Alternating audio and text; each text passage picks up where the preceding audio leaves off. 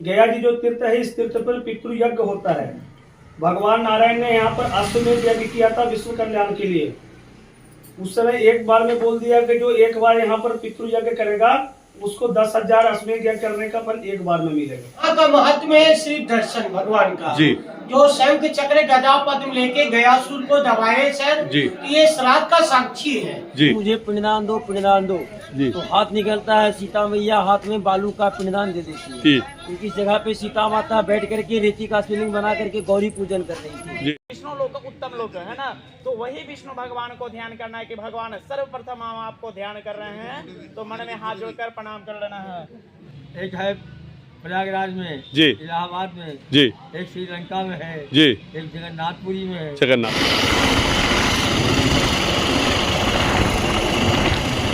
पूरा गया कोहरे की चपेट में है, बिल्कुल तगड़ा कोहरा लगा है प्रातःकालीन, और हम लोग बौद्ध गया से गया की ओर प्रस्थान कर रहे हैं। दरबार की बोल गया क्षेत्र की हर हर हर हर, माता पिता की, गुरु देवताओं के, सांचे दरबार के, इष्ट मित्रों के, भारत के जवानों के, सांचे दरबार की, भारत माता की, पुरोहित महाराज की हर हर। अभी हम लोग गया क्षेत्र में पहुंच चुके हैं। यही गया क्षेत्र है, अभी वहीं जाएंगे। जो हमारे पुरोहित सोनूलाल हल जी, जो हमारे कुमाऊं पुरोहित हैं, सोनूलाल हल जी, अब उनके बच्चे, उनके नाती पोते जो हैं, तो वो लोग ये कार्यक्रम करते हैं, तो इन्हीं लोगों का है। आप लोगों को गया से हम लोग यहाँ ला गए हैं। अब जो भी ये आपको समझाएंगे या ये बताएंगे कि यहाँ की क्या महात्म्य है, कैसा है, क्या क्या करना है, तो ये लोग आप लोगों को बताएंगे। तो वही हम लोग जो है आप लोगों के साथ खड़े हैं। बोल सांचे दरबार के जय। बंद कर दीजिए। और गप गप करते हैं स्त्री लोग, स्त्री लोग अपना मुंह बंद रखेंगे तो जेंट्स लोग आप लोग भी बंद हो जाएंगे, ठीक है। स्त्री लोग ही ज्यादा गप गप करेंगे तो आपके एक आदमी के कारण सभी लोगों को समझ में नहीं आएगा। गया जी जो तीर्थ है ये मोक्ष के लिए प्रसिद्ध है। ये कोई हरिद्वार पुष्कर इलाहाबाद नहीं है कि गंगा घाट पर एक स्थान पर अस्थियों का पूजा दिया और तिथि श्राद्ध किया और चल दिया। गया जी में एक्चुअली कोई श्राद्ध कर्म नहीं होती। साधारण बोलचाल की भाषा में लोग समझते हैं कि मैं गया जी श्राद्ध के लिए जा रहा हूँ या पिंडदान के लिए जा रहा हूँ, ठीक है। गया जी में ना कोई श्राद्ध होती है ना कोई पिंडदान होता है। श्राद्ध होती है तिथि के ऊपर जो घर में किया जाता है, और पिंडदान उसको बोलते हैं जो अस्थियों का गंगा घाट पे किया जाता है। गया जी जो तीर्थ है, इस तीर्थ पर पितृ यज्ञ होता है। भगवान नारायण ने यहाँ पर अश्वमेध यज्ञ किया था विश्व कल्याण के लिए। उस समय एक बार में बोल दिया कि जो एक बार यहाँ पर पितृ यज्ञ करेगा उसको 10,000 अश्वमेध यज्ञ करने का फल एक बार में मिलेगा। तो यहाँ पर क्या होती है? पितृ यज्ञ। क्या होती है? पितृ यज्ञ। देखो क्या है, यहाँ पर माता सीता जी ने राजा दशरथ जी का पूजा करवाया था। किसने करवाया था? सीता जी ने। हाँ, पर हर जगह के लोग जो होते हैं, यहाँ पर माता सीता जी ने पिंडदान दिया है। उस समय से यहाँ पर सधवा हो या विधवा हो स्वयं पिंडदान तर्पण कर सकती है, कोई रोक यहाँ गया में नहीं है। जिनके कुल में पुत्र नहीं रहता तो दूसरे के कुल से तिथि श्राद्ध करने के लिए दूसरे कुल से पुत्र को ले लिया करते हैं। पर यहाँ पर क्या होती है? तिथि श्राद्ध नहीं हो रही है। यहाँ पर क्या हो रही है? पितृ यज्ञ, वो भी मोक्ष के लिए। यहाँ पर लेडीज को अधिकार सर्वोत्तम दिया गया है। कहा जाता है पुत्र से पुत्री वही जो कुलवंती हो। पुत्र तो केवल एक कुल का, पुत्री दोनों ही कुल का। पिता कुल और ससुर कुल दोनों कुल का वो मोक्ष दिला सकती है। बात समझ में आ गया? गयासुर नाम का राक्षस था जिसका पिता का नाम था त्रिपुरासुर। 1000 वर्ष एक अंगूठी की बात पर तप किया था कि मेरे शरीर को जो स्पर्श करे उसकी मोक्ष हो जाए। तो अगर असुर मात्र को छूने मात्र से अगर पितरों की मोक्ष हो जाए तो भगवान का तो कोई महत्व नहीं रहता इस पृथ्वी पे। तो सारे सृष्टि के देवता जो है भगवान नारायण के पास पहुंचे, और वो गयासुर राक्षस जो था वो भगवान शिव का बहुत बड़ा भक्त था, और शिव से उन्होंने वरदान प्राप्त किया था। और वो अभी भी अजर है, अभी उसके शरीर के ऊपर में हम लोग भी बैठे हैं। तो सब सारे तीर्थ के देवता जो है भगवान नारायण के पास पहुंचे कि गयासुर राक्षस ने तो भगवान शिव से ऐसा ऐसा वरदान ले लिया है। तो सारे सृष्टि के देवताओं को भगवान ने बुलाया। कहाँ बुलाया? गया के तीर्थ पे। अब बुला के से उनसे एक ही प्रश्न पूछा कि गयासुर, तुम्हारा जो भी वरदान लिए हो, तुम तो दुनिया का संरचना ही बदल दिए हो। ये तो मृत्यु भुवन है, जो आया है उसको तो मरना है, चाहे वो पशु हो, पक्षी हो, कीट हो, पतंग हो, कोई भी हो। ये सत्य है या नहीं है? बोलिए। तो यहाँ पर अगर सत्य ये है तो भाई वो असुर क्यों मोक्ष के लिए मनोकामना कर लिया, उसका शरीर की वजह अमर हो गया? तो भगवान ने बोला कि ठीक है, तूने तो वरदान ले लिया है, पर मेरे एक प्रश्न का उत्तर दे पाओगे तभी तुम्हारा वरदान ये सफल होगा, अन्यथा ये निष्फल चला जाएगा। जैसे भगवान शिव ने अपने दोनों पुत्रों से पूछा था ना, जो विश्व का सबसे पहले परिक्रमा करके आएगा वही मेरा सच्चा पुत्र होगा। तो कार्तिक जी ने क्या किया था, पूरा सृष्टि को ही भ्रमण करना शुरू कर दिया। और गणेश जी ने क्या किया, अपने माता पिता को ही घूम करके खड़े हो गए। क्या पूरा सृष्टि तो मेरे माता पिता में? उसी प्रकार से भगवान नारायण ने गयासुर राक्षस से पूछा कि मुझे ऐसा स्थान चाहिए जहां कोई जन्म लिया हो, जहां कोई मरा नहीं हो। तो मृत्यु भुवन में घूमना शुरू कर दिया, उसको कहीं भी स्थान नहीं मिला। बोला प्रभु, इस तो ये दुनिया में तो कोई ऐसा स्थान नहीं है। बोला है ना। बोला क्या? कि सोच लो, अगर तुम्हारा हम अगर उत्तर बता देंगे तो तुम्हारा 1000 वर्ष बेकार चला जाएगा, उसका कोई फल नहीं मिलेगा। बोला ठीक है प्रभु, मैं 1000 वर्ष अपना गंवाने को तैयार हूं, मगर मुझे प्रश्न का उत्तर चाहिए। जब तक आप मुझसे कुछ पूछोगे नहीं, जब तक मैं कुछ बताऊंगा नहीं। जिज्ञासा क्या कहती है कि किसी की चीज के बारे में आप जानने की जिज्ञासित हो तभी मैं कुछ बता सकता हूं, अन्यथा बताना में मेरा बेकार है। अब मुख दर्शन बन के केवल बैठे रहोगे और मुझसे अगर कुछ पूछोगे ही नहीं तो मैं बताऊंगा कहां से? बात समझ में आया? तो आपको मेरे बीच में बोलते बोलते अगर कोई भी प्रश्न अगर दिमाग में आए तो मुझसे पूछ पाओ, तभी मैं बता पाऊंगा। पंडित जी, जैसे यहाँ पे कहते हैं कि यहाँ पे कदम रखने से ही पितरों का उद्धार हो जाता है। मेरी प्रश्न को उत्तर मिल जाएगा आपका, आप बता दीजिएगा इस पे। सब आगे मैं बता रहा हूँ। तो गयासुर जो राक्षस था उसको भगवान नारायण ने अपने बस में करने के लिए प्रश्न पूछा कि जहाँ कोई जन्म लिया हो, जहाँ कोई मरा नहीं हो, मुझे ऐसा स्थान बताओ। तो भगवान की बातों को कैसे टाल सकता था? भगवान ने उसको स्थान बता दिया कि देखो, मरीचि ऋषि की 2 पत्नियां थी, स्वाहा और सुधा। जो एक पत्नियां जो थी वो ऋषि के श्राप से चट्टान हो चुकी थी। उस चट्टान का नाम था धर्मशिला। क्या नाम था? धर्मशिला। भगवान ने बताया कि उस जगह पर धर्मशिला रखा है, उसको उठा के ले आओ, उसी पर बैठ करके मैं यज्ञ करूंगा। गयासुर राक्षस झट गया, उस चट्टान को उठा के लेके चला गया। बोला वो सबसे बड़ा पवित्र स्थान है पूरा दुनिया में, क्योंकि 2 पत्नियां थी। क्या मैंने बताया? स्वाहा और स्वधा। स्वाहा जब हम लोग कुछ हवन करते हैं तो स्वाहा बोलते हैं, और जब अशुद्ध क्रिया करते हैं तो क्या बोलते हैं? स्वधा। तो स्वाहा पत्नी जो थी वो ऋषि के श्राप से चट्टान हो चुकी थी, इसलिए भगवान ने उसको बुला लिया। यज्ञ अनुष्ठान के समय में सारे सृष्टि के देवताओं को भी अपने शरीर के ऊपर में बुला लिया। बोला गयासुर, अब तुम लेट जाओ। तो कहा जाता है पंचकोशम गया क्षेत्रम कोशमितम गयाशिरा। 5 कोश के अंदर में गयासुर नाम का राक्षस पड़ा हुआ है अभी भी। पंचकोश मतलब क्या? 15 किलोमीटर। उसका शरीर जो ये जो घर है तो 1 किलोमीटर का नहीं, 3 किलोमीटर का।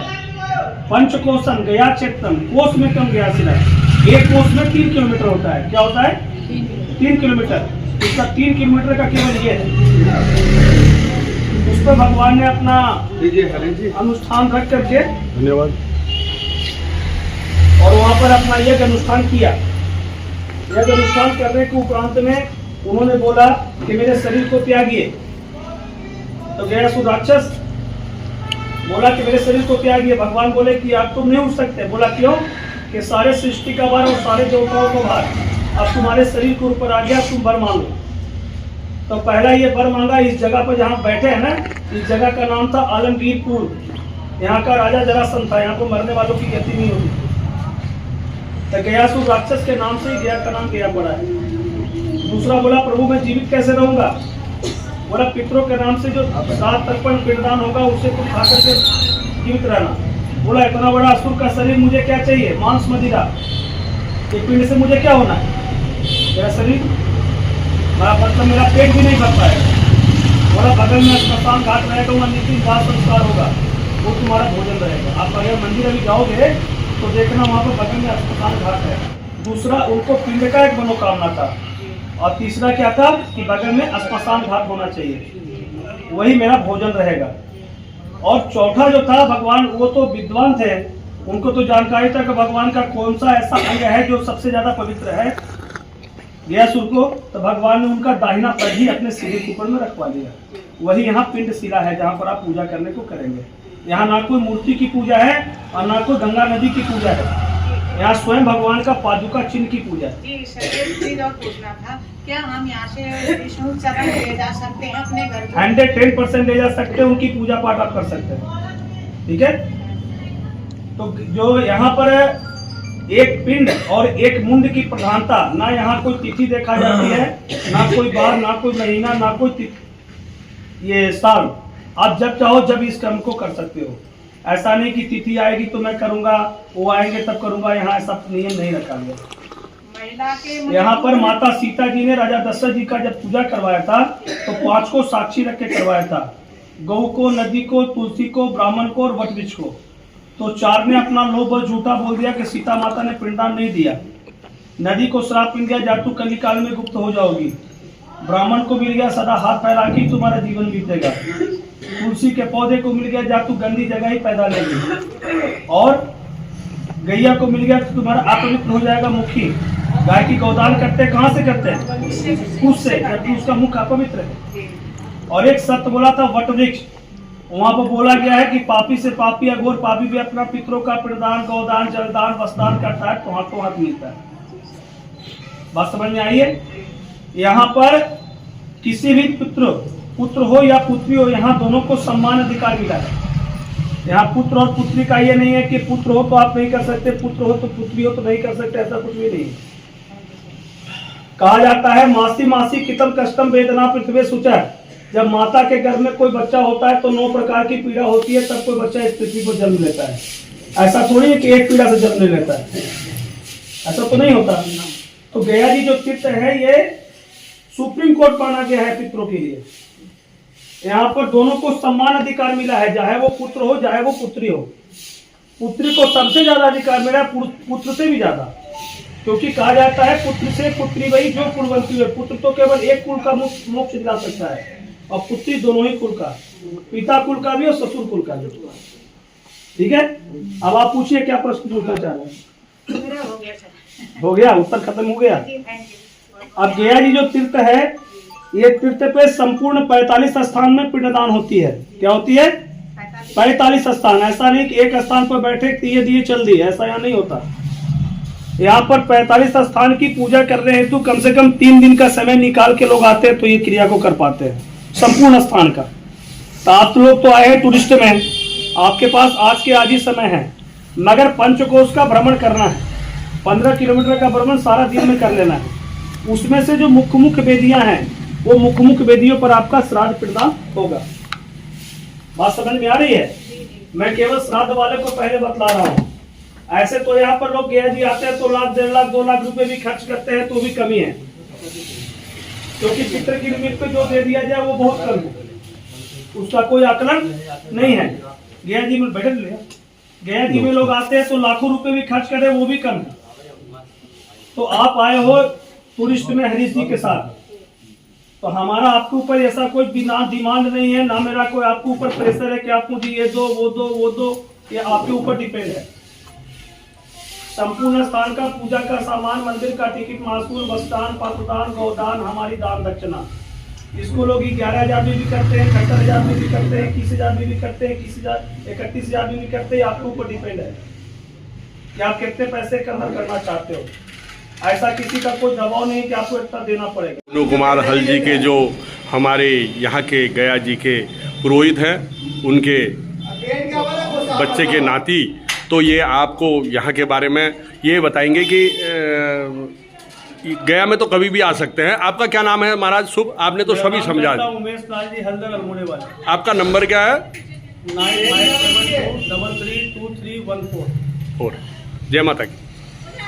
मैं पहुंच चुके हैं गया का आनंददायक जो दृश्य है, प्रातःकाल का मधुर बेला और वक्रतुंड महाकाय और सूर्यकोटि समप्रभ अविघ्नं कुरु मे देव सर्व कार्येषु सिद्धिदा। आज हमारी यात्रा का जो है 6ठा दिन छठा दिन, और आप लोगों को हम लोग गया के दर्शन कराएंगे, यहाँ का महात्म्य बताएंगे। तो आप लोग हमें जो है देख के आनंद लीजिए गया का, और अपने पितरों का भी उद्धार कीजिए। गया बड़ा ही दिव्य स्थल है। बोल साचे दरबार की जय, गया क्षेत्र की जय, हर हर महादेव। ये गया के महाराज हमारे। आए हुए तीर्थ यात्रियों का गया जी में स्वागत करता हूँ, और जो भी गया जी आने वाले तीर्थ यात्री हैं, हमारे हरीश भाई जो अल्मोड़ा वाले हैं, इनके द्वारा बुकिंग कराकर गया जी में आप अपने यात्रा को सुगम और सफल बना सकते हैं। इसलिए कृपया करके आप सभी इनसे ही संपर्क करके गया जी आए। बोल साचे दरबार की, बोल गया धाम की। आप तो यात्री लेके हमेशा साल में आते हैं जी हाँ। महाराज, क्या है यहाँ का महात्म्य, क्या है? ये यहाँ का महत्व है श्री दर्शन भगवान का जी। जो शंख चक्र गदा पद्म लेके गयासुर को दबाए सर जी। ये श्राद्ध का साक्षी है जी। मात्र इनके दर्शन से पितरों की मोक्ष मिलती है। मोक्ष। जहाँ भगवान की चरण पद है वहाँ पिंड दान का ज्यादा महत्व है, और यहाँ दर्शन करने का महत्व है, और भगवान का पंचामृत स्नान है। यही अभिषेक। जय माता की महाराज। विष्णु और लक्ष्मी दोनों है। चलिए हाथ जोड़िए। ये दरबार की, हाँ प्रणाम करो महाराज को, आते रहो। महाराज को जो भी देना है आ जाओ, इधर को आते रहो। ओम, इधर से आओ, एक साइड से आओ, इधर से आओ, इधर से।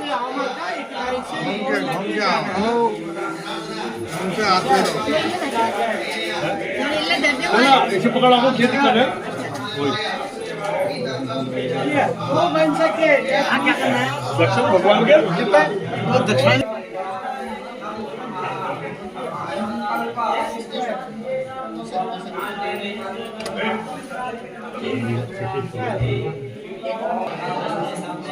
बोल पितृदेवो भव। चलिए उधर दर्शन करिए, नीचे को चलिए। इस स्थान पे सीता माता, राम जी और लक्ष्मण जी तीनों आए थे पिंडदान देने के लिए। जी। उनके पास कोई पिंड का सामान नहीं था। जी। तो सीता माता को राम जी लक्ष्मण जी इस जगह पे बैठा करके उस पार जाते हैं पिंड का सामान लाने के लिए। और आकाशवाणी होती है, पुत्री मुझे पिंडदान दो, पिंडदान दो। जी। तो हाथ निकलता है, सीता मैया हाथ में बालू का पिंडदान दे देती है। जी। क्योंकि इस जगह पे सीता माता बैठ करके रेती का शिवलिंग बना करके गौरी पूजन कर रही थी जी। यहाँ पे। तब उनका हाथ निकला और आकाशवाणी हुआ, पुत्री मुझे पिंडदान दो, पिंडदान दो, पिंडदान दो। जी। तो सीता माता ने बालू का पिंडदान दे दिया। जी। उस समय 5 को साक्षी माना बाबू, जी। गाय को, पंडित को, तुलसी को, नदी को और अक्षयवट जी को। जी। जब राम जी पिंड का सामान लाते हैं, बोलते हैं चलो सीता देवी पिंडदान करना है, तो माता बोलती है कि मैंने तो पिंडदान कर दिया। जी। तो प्रभु पूछते आपने किस चीज का पिंडदान दिया? मैं तो उस पार गया था पिंड का सामान लाने के लिए। तब माता बोली कि मैंने इस नदी का ही बालू का पिंडदान दे दिया। आप ये 5 लोग हैं, 5 से पूछ लीजिए। जी। तो 4 लोगों ने झूठ बोल दिया है। जी। 4 को भी सीता माता ने श्राप दिए। जी। पहला ये नदी फल्गु नदी को सीता माता ने श्राप दिया है जी। कि कली काल में आप गुप्त गंगे कहलाओगी। जी। जब बारिश होता है तब इसमें पानी रहता है, जी। अन्यथा ये सूखी रहती है। जी। दूसरा, गाय को सीता माता ने श्राप दे दिया, तुम्हारा जो मुख है मुख का पूजा नहीं, तुम्हारा पूछ का पूजा होगा, तो मुख से गंदा चीज खाओगी। तीसरा, तुलसी का पत्ता को सीता माता ने श्राप दिया कि कली काल में आप गंदगी की जगह पे जन्म लोगे। कहीं भी देखते हो तुलसी माता तो नली नाले में हरी भरी रहती है, घर में लगाते हैं 2 महीने 3 महीने 4 महीने फिर भी सूख जाती है। चौथा, गया पाल पंडा को सीता मैया ने श्राप दिया, आपके पास लाख यात्री आएगा, लाख रुपए देगा, मन में तृप्ति नहीं होगा। सच बोला अक्षयवट महाराज, जिसको सीता माता ने अक्षय वरदान दिया है, जब तक सूर्य चांद रहेगा तब तक तुम हरा भरा रहोगे। ये यहाँ का कहानी है। तब से ही लोग गया जी में यहाँ पे बालू का पिंडदान देने के लिए आते हैं। जय माता की। जय माता। आपका क्या नाम है हमारा महाराज? नाम हुआ निकेश कुमार पांडे। जय माता की। जी का हार, यहाँ दशरथ जी ने जो है हार निकाल के सीता माता से पिंडदान का किया। बोल साचे दरबार की जय।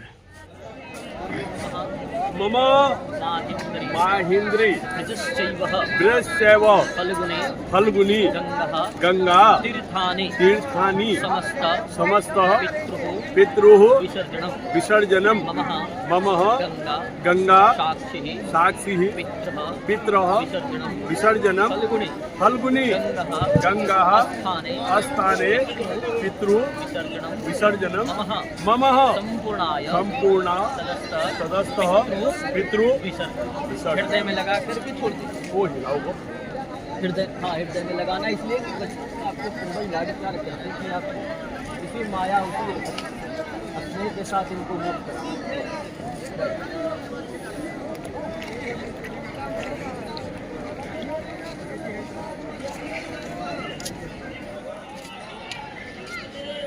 फल्गु गंगा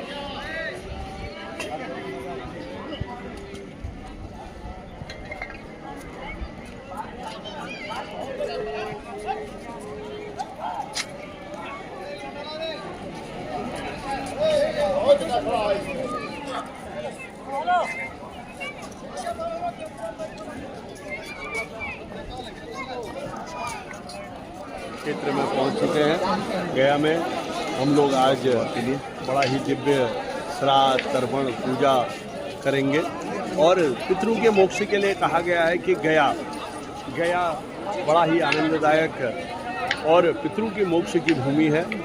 तो यहाँ बड़े भाग्यशाली जो बच्चे होते हैं वो यहाँ पिंडदान और तर्पण यज्ञ पूजा अनुष्ठान करने पहुँचते हैं कि अपने पितरों के जो उनने हमको जन्म दिया, पहले तो उनके ऋण से कभी मुक्त नहीं हो सकते, लेकिन जो क्योंकि संसार में कहा गया है कि एक न एक दिन बूढ़े होके शरीर को छोड़ना पड़ता है, तो इसलिए हम लोग कि वो देवता जो है पितृ महायोगी में जो है पहुँचे, उनका यश हो कीर्ति हो करके, तो उसका आनंद हम लोग यहाँ उनके थोड़ा सा एक अंश जो है एक अंश भी पितृ ऋण से हम लोग मुक्त हो जाएं, और ऐसा करके हम लोग यहाँ आज आए हैं।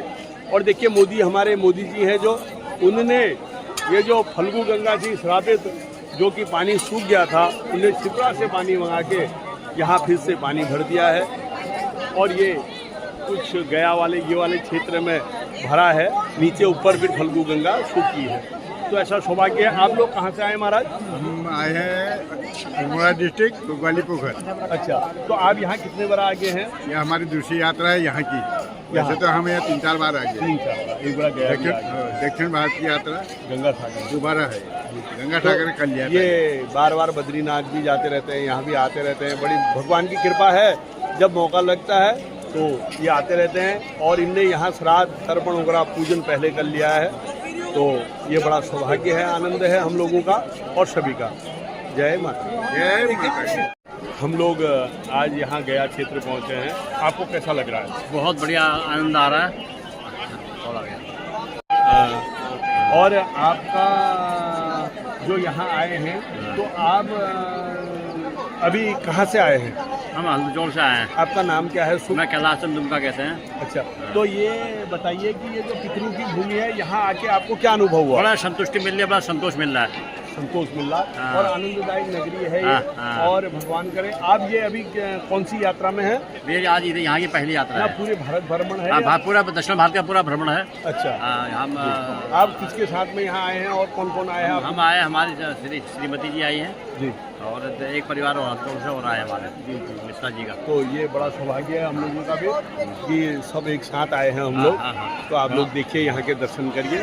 राधे राधे, राधे राधे। आज हम गया धाम में हैं और सभी तीर्थयात्रियों का जो पूजन हो रहा है, तर्पण और पिंडदान वगैरह यहाँ पर जो कार्यक्रम है वो किया जा रहा है।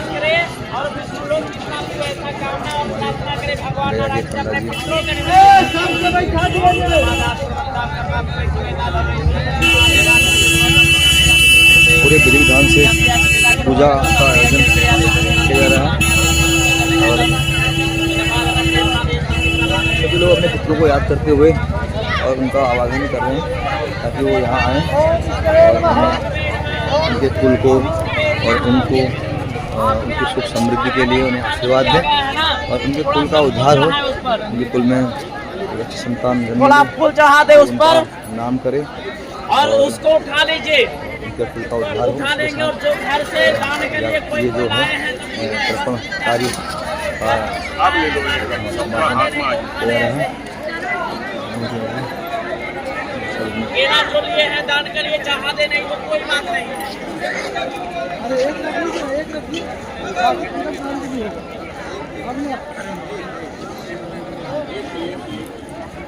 पूजा की सारी सामग्री यहाँ पर दी जाती है। इसमें जो है फल, माला अपना अपना गोत्र का और नाम लेंगे, पुस्तक सभी पत्नी हाथ और लगाएंगे जिनके जो साथ में वस्त्र है पत्नी। और ये सब सामान होता है इसमें। लोटा और गिलास, चम्मच, सारे सामान दिए जाते हैं।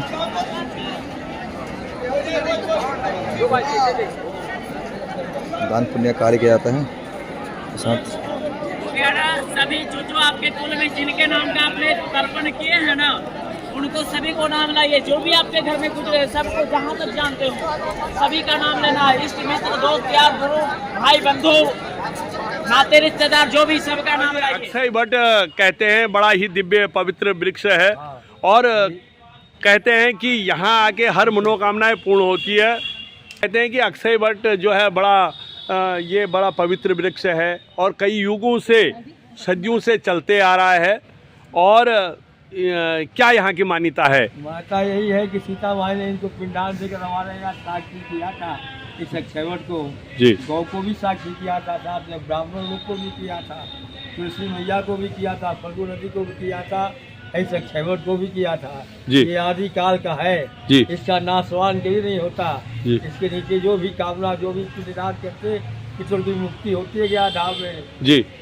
हाँ। महाराज ये आप यहाँ कितने पीढ़ियों से यहाँ इनकी सेवा कर रहे हैं? हमारी बाप दादा है कि समय के हाथ से नहीं कितनी युग हो गई जी। हाँ। और क्या यहाँ कहते हैं कि ये गठबंधन करने, मतलब इसमें वो बांधने से मनोकामनाएं पूरी होती, जो भी कामना जी, हम जो भी कामना करके बाद बच्चे ये करके जाते नौकरी चाकरी। ये और ये अक्षय वट और कहाँ है? ये एक है प्रयागराज में जी, इलाहाबाद में जी, एक श्रीलंका में है जी, एक जगन्नाथपुरी में है, जगन्नाथपुरी में, नासिक में है, यही नासिक, हाँ, और जी, एक गया जी में है जी। ये पांचों के शाखा मिला है जी। ऐसे मैंने नहीं देखा जी। आपने नहीं देखा, लेकिन हमारी पुराण बताती है कि अक्षयवट इतनी जगह है। हाँ, जी। आपका शुभ नाम क्या है महाराज? कृष्ण बाबू जी, जय माता की महाराज। धन्यवाद महाराज। तो ऐसा मान्यता है यहाँ की, क्योंकि अक्षय वट अपने आप में अद्भुत है।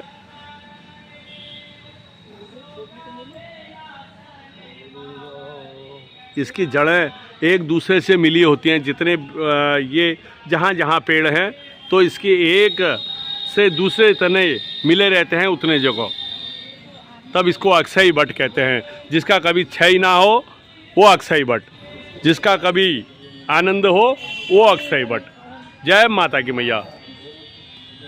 विष्णु लोक उत्तम लोक है ना, तो वही विष्णु भगवान को ध्यान करना है कि भगवान सर्वप्रथम हम आपको ध्यान कर रहे हैं, तो मन में हाथ जोड़कर प्रणाम कर लेना है।